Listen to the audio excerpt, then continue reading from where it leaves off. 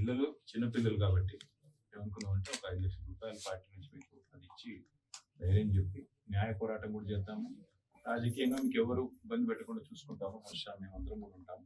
దాంతోపాటు నీకు కూడా ఏదన్నా ఎంత దూరం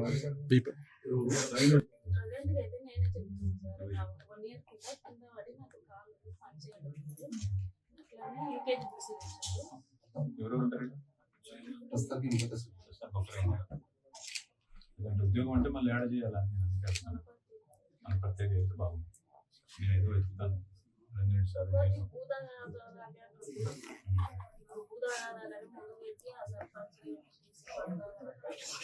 స్కెచ్తోనే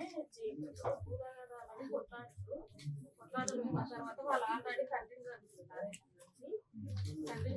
బిర్యానీ అతని పైన 4 కేసులు ఉన్నాయి. మా ఇంటి మీదకి వచ్చి ఫోటోలు తీయడం అవన్నీ చేసింది సార్. కొట్టాలని 2 months బ్యాక్ మా ప్రాణ భయం మా ఆయన అరేంజ్ కేసు పెట్టామని చెప్పింది సార్.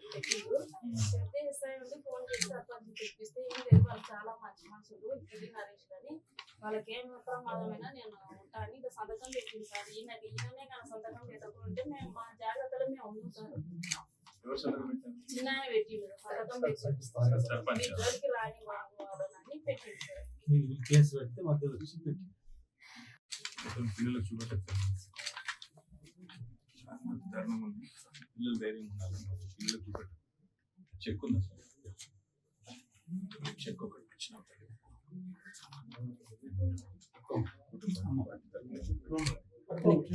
పిల్లల పేరు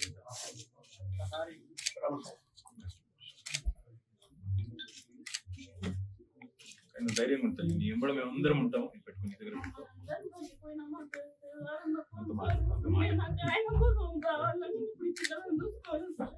ధైర్యం ఉండాలి కదా పిల్లల కోసం. ఆయన చదువు కూడా చూసుకున్నాం.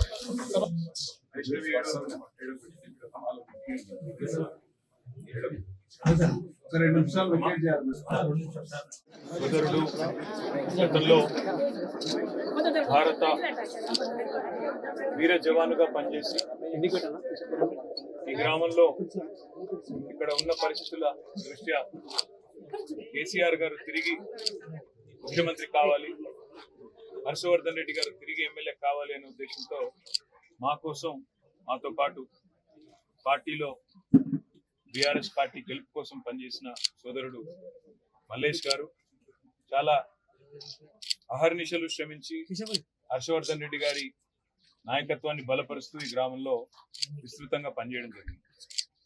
సరే, దురదృష్టవశాత్తు రాజకీయాలు సహజం, మీకు తెలుసు.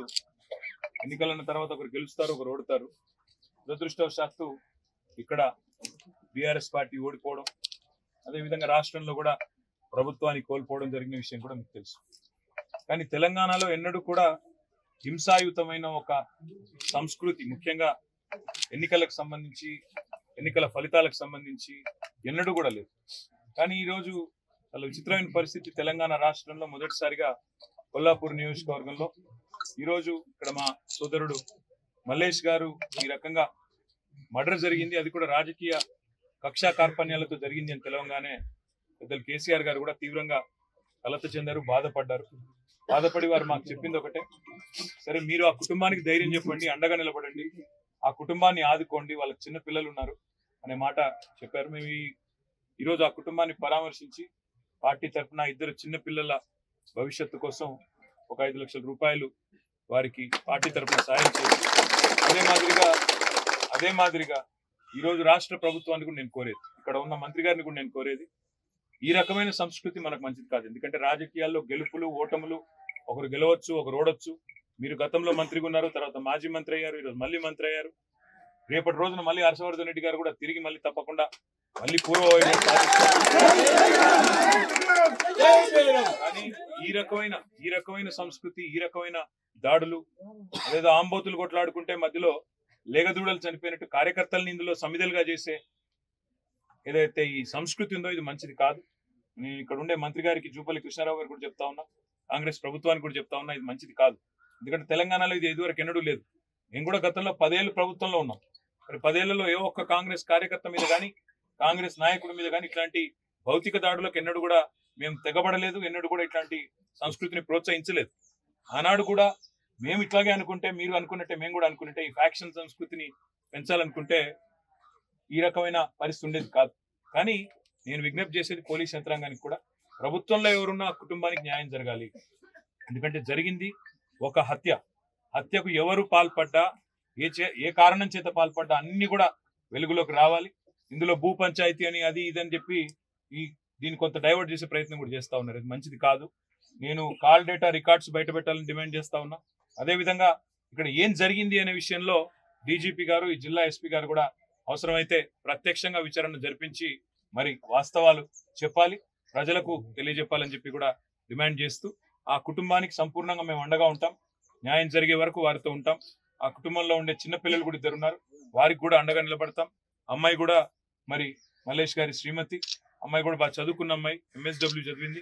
తప్పకుండా వారికి కూడా ఏదో ఒక ఉపాధి కల్పించే ప్రయత్నం కూడా చేస్తాం. రాష్ట్ర వ్యాప్తంగా ఇలాంటి సంఘటనలు ఎక్కడ జరిగినా కార్యకర్తల కుటుంబాల పట్ల కానీ, మా నాయకుల పట్ల కానీ వారికి పార్టీ పూర్తి స్థాయిలో అండగా ఉంటుంది. మీరు ఎక్కడికైనా సరే, ఈ రాష్ట్రంలో ఏ మారుమూల ప్రాంతానికైనా, ఏ మారుమూల పల్లెకైనా మేమందరం కూడా పోతాము, మా కార్యకర్తలకు అండగా ఉంటాము.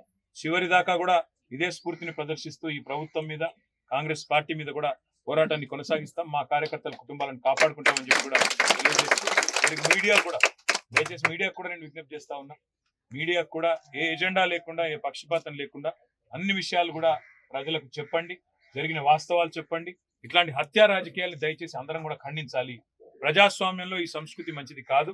కాబట్టి దీన్ని ఖండిస్తూ తప్పకుండా మీడియా కూడా తన వంతు పాత్ర పోషించాలని, ఇలాంటివి మళ్ళీ ఎక్కడా జరగకుండా ఇతరులను కూడా అప్రమత్తం చేసే విధంగా, ఇట్లాంటివి జరిగితే ప్రజలు తిరగబడతారు, ఊరుకోరు అనే విధంగా. ఎందుకంటే రాజకీయాల్లో గెలుపు ఓటములు సహజం, కానీ ఇట్లాంటివి జరిగినప్పుడు ఒక మనిషి పోతే ఆ మనిషిని తీసుకొచ్చే పరిస్థితి ఉండదు. కాబట్టి ఆ కుటుంబం మరి ఇబ్బంది పాలయ్యే పరిస్థితి ఉంటుంది. కాబట్టి మీడియా కూడా దయచేసి క్రియాశీలంగా అందరికీ కూడా ఇట్లాంటి హత్యా రాజకీయాలని ఖండించే విధంగా మీరు కూడా దయచేసి మరి అందరినీ చైతన్యవంతులు చేయాలని చెప్పి కూడా విజ్ఞప్తి చేస్తూ, ఈ కుటుంబానికి న్యాయం చేయాలని చెప్పి నేను రాష్ట్ర ప్రభుత్వాన్ని డిమాండ్ చేస్తా ఉన్నా. ఈ కుటుంబానికి నిష్పక్షపాతమైన విచారణతో డీజీపీ గారు, ఈ జిల్లా ఎస్పీ గారు ముందుకు వచ్చి ఆధారాలు కూడా అవసరమైతే ప్రజల ముందు పెట్టి నిష్పక్షపాతంగా అధికారంలో ఎవరున్నారు, పక్షపాత వైఖరి అలాంటివి ప్రదర్శించకుండా చేయాలని చెప్పి కూడా డిమాండ్ చేస్తూ, వారికి న్యాయం జరిగే వరకు వారు ఎంబడి ఉంటామని చెప్పి మళ్ళొకసారి తెలియజేస్తూ, ఇక్కడికి విచ్చేసిన సోదరులందరికీ కూడా ధన్యవాదాలు, నమస్కారం.